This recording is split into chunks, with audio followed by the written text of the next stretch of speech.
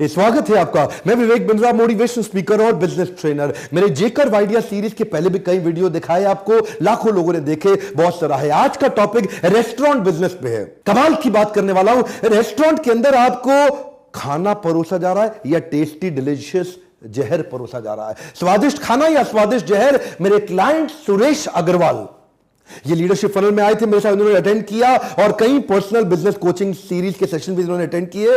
इनसे मुझे आइडिया मिला कि मैं इस टॉपिक पे आपसे शेयर करूं। कई सारे रेस्टोरेंट, अभी देखिए जोमैटो, फूड पांडा, स्विगी, उबर ईट्स, इन्होंने 10,500 रेस्टोरेंट को अपने साथ डी लिस्ट किया। ये वो रेस्टोरेंट थे जिनके पास फूड सेफ्टी रेगुलेटर अप्रूवल्स थे ही नहीं, जिसके कारण अब देखिए कई रेस्टोरेंट ऐसे होते हैं जहां पे अंदर जो खाना बना रहा है वो अपना लगा हुआ कढ़ाई पे और कढ़ाई से धुआं निकल रहा है।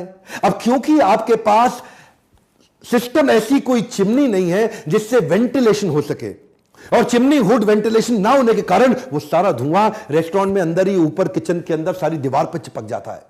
वो धुआं जाके वो कालक हो जाती है, वो सड़ने लग जाता है और उस सड़न में जाके कीड़े पैदा होने लगते हैं और वहां कई कीड़े मकोड़े कॉकरोच होते हैं। और जब अगली बार खाना बनाता है और उसमें धुआं निकलता है तो कीड़ा कॉकरोच वो धुएं के कारण वो छूट जाता है दीवार से, सीधा खाने में गिरता है। कई बार नहीं दिखाई पड़ता क्योंकि उसका ध्यान इधर उधर है और आपने तो खाना खा लिया।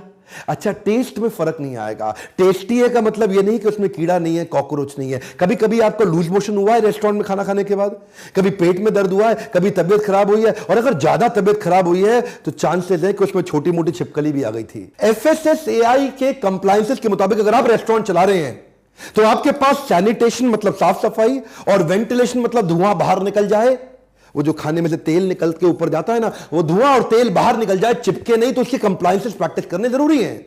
आपके पास स्टेनलेस स्टील की बड़ी एक्चुअल जो चिमनी होती है उसके अंदर हुड होता है जिसमें सक्शन पंप होता है, वो उसके धुएं को, तेल को और गंध को खींच के बाहर निकाल देता है, जिसके कारण अंदर का वातावरण साफ सुथरा रहता है, सुगंधित रहता है और आपका खाना सुरक्षित रहता है। पर ये रेस्टोरेंट वाला चिंदी चोर लल्लू लाल ये छोटे छोटे खर्चे बचाता है जिसमें कीड़े आके खाने में गिरते हैं। आपको जो टेस्ट आता है आहा, लेकिन वो अंदर वो टेस्ट में कुछ और भी था। इसलिए एग्जॉस्ट का नकली सिस्टम ये बहुत डेंजरस है। और उससे क्या होता है, वो खाने के अंदर जो कीड़े मकोड़े आ रहे हैं, कॉकरोच, उसके टेस्ट का आपको पक जाएगा सर, आपको नहीं पता चलेगा, दिखाई नहीं पड़ेगा। खाना आपको टेस्टी लगेगा लेकिन शरीर के लिए आपके बहुत हार्मफुल है। अच्छा, कई रेस्टोरेंट्स के अंदर स्टोरेज और फ्रीजिंग का अरेंजमेंट ही नहीं है। अगर आपके पास कोल्ड स्टोरेज या cold freezing chillers, deep freezers नहीं है तो काफी सारे खाने, ओहो, कुछ चीजें तो बहुत ज्यादा जल्दी यीस्ट पकड़ लेती हैं, फर्मेंटेशन हो जाता है, उसमें बैक्टीरिया आता है, फंगस लग जाती है। और ये जैसे मान लीजिए दूध की आइटम हो, पेरिशेबल है, भयंकर। मीट खुले में रखा तो बर्बाद। अच्छा, आपको खाने में टेस्टी लगेगा?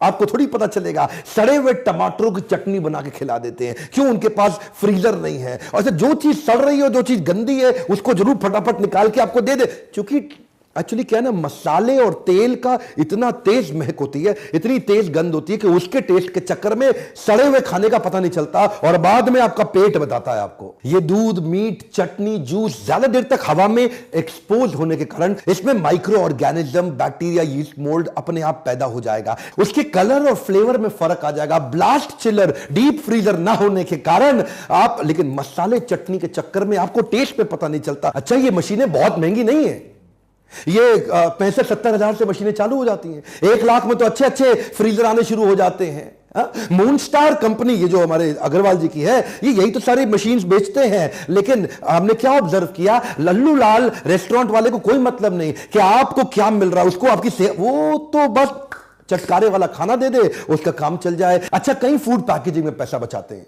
ये क्या है, फूड ग्रेड प्लास्टिक डिस्पोजेबल लाते हैं। FSSAI के नियम के मुताबिक फूड ग्रेड प्लास्टिक डिस्पोजेबल्स हैं, लेकिन ये लल्लू लाल क्या करेगा, ये उस जो ग्रेड का प्लास्टिक होना चाहिए वो लेने की जगह ये पन्नी में, प्लास्टिक की पन्नी के अंदर गरम सब्जी डालेगा, वो थर्माकोल की प्लेट के अंदर गरम गरम खाना डाल के खिलाएगा आपको।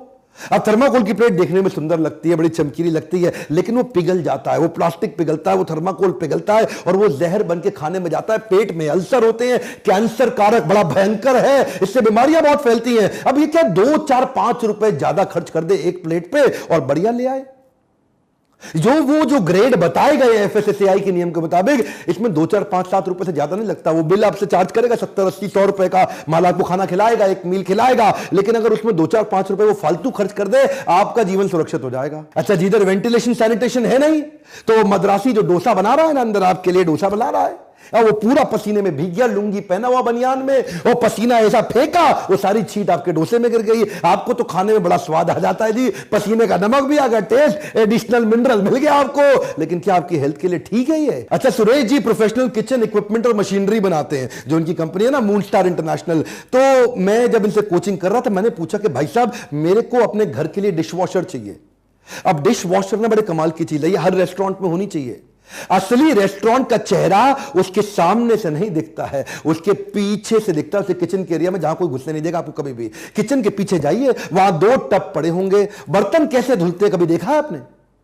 सारे जूठे बर्तन आके एक जगह आते हैं, उसको एक टब के अंदर डालता है, वहां जूठा बर्तन का पहला हिस्सा साफ होता है, उसके बाद दूसरे टब में डाल के लुंगी से मार के पोंछ के बर्तन वापस आ जाता है। बर्तन साफ हो गया क्या? सबसे ज्यादा बैक्टीरिया उसकी लुंगी में थे, जिस लुंगी से वो बर्तन साफ कर रहा था, पीछे मार के बर्तन साफ करके फिर से डाल दिया। इतने बैक्टीरिया, इसी से तो आपको हो रहा है डायरिया, इन्फ्लुएंजा, आपको फूड पॉइजनिंग, स्टमक की अल्सर, भयंकर बीमारियां। क्यों? क्योंकि सफाई। अच्छा, डिश वॉशर का फायदा क्या है? आपके 2 लड़के बर्तन साफ कर रहे हैं, आप 12-12 हजार रुपए महीना दे रहे हैं उनको, 24 हजार रुपया, 4 महीने में डिश वॉशर का पैसा वापस। डिश वॉशर लगाने से आपको मैन पावर नहीं लगानी पड़ेगी, नंबर 1। पानी आपका 60% कम यूज होगा, नंबर 2। बर्तन इतने धुल के एकदम चमक के साफ सुथरे निकलेंगे, नंबर 3। और नंबर 4 फाइनली, टाइम बहुत बचेगा, कस्टमर खुश रहेगा, बीमार नहीं पड़ेगा, लौट के वापस आएगा। आज इनके सारे खुलासे करूंगा रेस्टोरेंट के। ये चॉपिंग ट्रे जो होती है ना, ज्यादातर पीछे किचन में जाके देखो कॉमन है। जहां पे वो मीट काट रहा है, उधर ही वो पनीर भी काट रहा है।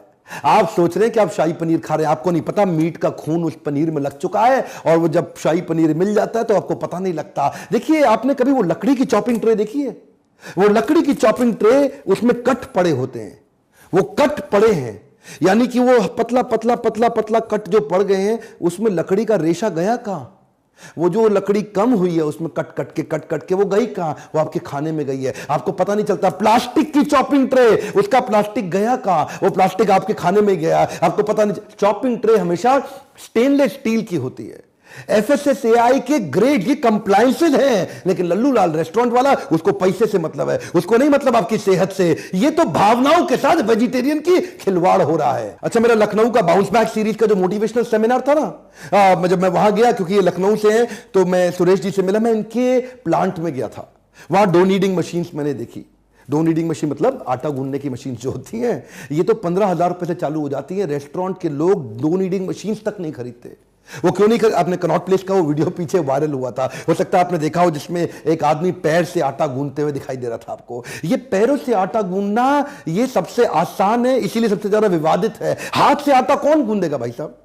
कितनी देर तक हाथ से गूंदने में लगा रहेगा? किसी पे इतनी ताकत नहीं है। पैरों से गूंदना आसान है, बस चलते रहो और बस पैर से अपने आराम से मसल मसल के आटा गूंद के रेडी। वैसे ये पांव के गूंदे हुए आटे में स्वाद तो बहुत आता है ना। ये स्वाद बाद में आपके मक्खन लगा के लच्छा परांठा और बटर नान में आपकी प्लेट में आता है। आपको पता लगा कभी?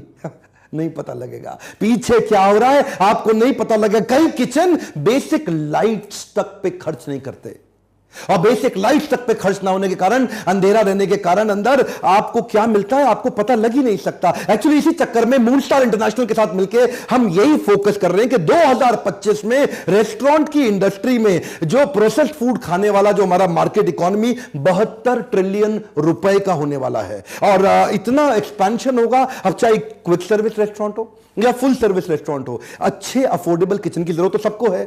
तो अब हमने अग्रवाल जी से बात किया कि अब इसकी फ्रेंचाइजी देश भर में देने की तैयारी कर रहे हैं। चंडीगढ़ में फ्रेंचाइजी दे रहे हैं, लखनऊ में इनका बिजनेस है, देश भर से लोग कांटेक्ट कर रहे हैं कि ये भी इनकी फ्रेंचाइजी लेकर के बिजनेस को एक्सपैंड कर सके। अच्छा, मुश्किल नहीं है, ये छोटे छोटे टिकट साइज के साथ में इतनी बड़ी इंडस्ट्री के अंदर पेनिट्रेट अभी करने का समय सही है। अच्छा, मेरे को फोन मत करिए, मैं नहीं देता फ्रेंचाइजी। अग्रवाल जी को फोन करिए, इनका नंबर अपने आप ढूंढिए। मुझको फोन करना हो तो आप लीडरशिप फनल के लिए करिए।